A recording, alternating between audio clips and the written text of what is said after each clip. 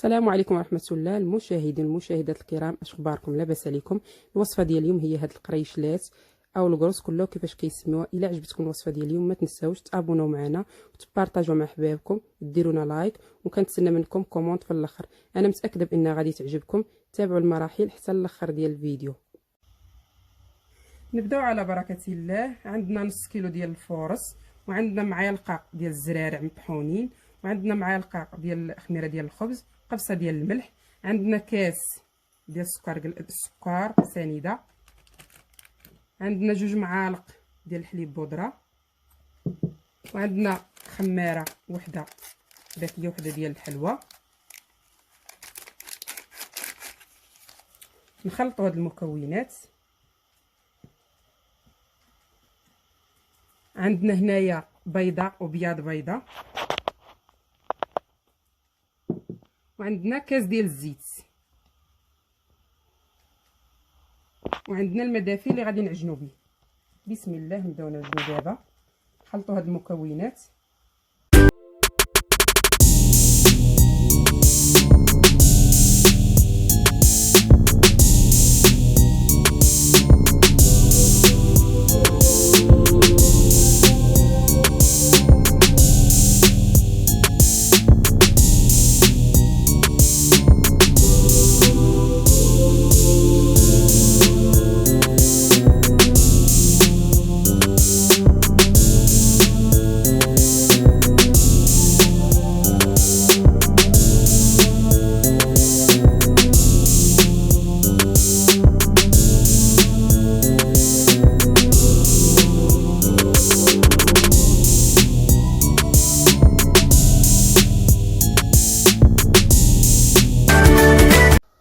نبقاو نزيدو الماء غير شوي بشوي باش ما كتاخذش بزاف ديال الماء.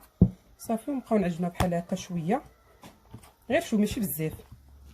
وغادي نغطيوها بالسلوفان ونخليوها ترتاح شي ساعه تقريبا بحال هكاك حتى تخمر لينا مزيان.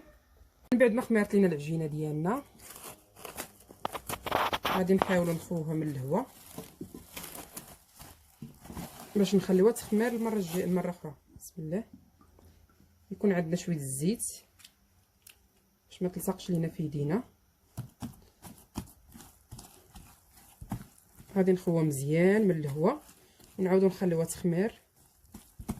من بعد ما خمرت لينا المره الثانيه صافي، دابا غادي نخوها من الهواء. نديرو ليدينا الزيت كما العاده ونعاودو نخويوها، نخرجوا منها الهواء كامل صافي، ونبداو نشكلوا فيها كويرات. بعد ما شكلنا العجينه ديالنا كلها كويرات صغار، انا دهنت اللاطه ديالي بالزيت وحطيت الكويرات فيها بلا ما تحتاجوا تبسطوها مع العجينه شويه طالقه. غادي تبسطوا الرسم. غادي نغطيها دابا بشي منديل ونخليها تخمر. عاد ندهنها بالبيض وشويه جنجلان وندخلها الفرن.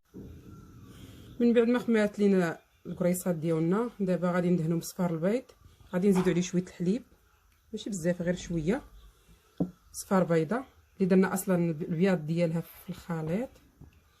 غادي ندهنوهم دابا بهاد صفار البيض ونديرو عليهم جنجلان صافي، وندخلوهم الفران.